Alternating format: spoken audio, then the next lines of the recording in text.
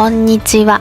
100円ショップで揃う材料で作れるクラフトのアイデアを紹介しているケロです。いつもご視聴ありがとうございます。何をするにも爽やかな季節、秋。皆様、秋を満喫していますか？ケロは何をしても爽やかなはずなのに、何をしても肩が痛い。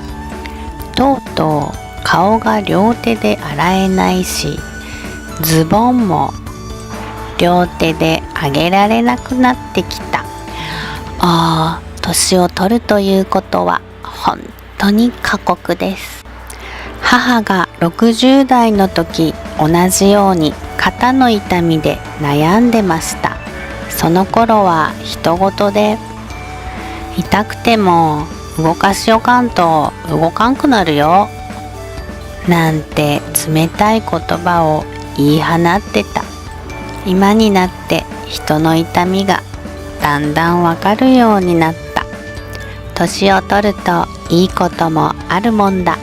体はカチカチでどうもうまく動かないけど、心はだんだん柔らかくなっていって、そうなんよね。わかるって共感できる。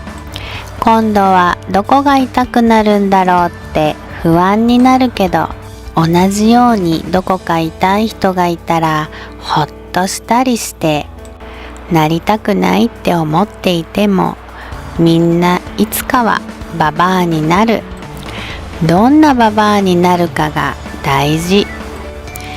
皆様はどんなババアになりたいですか？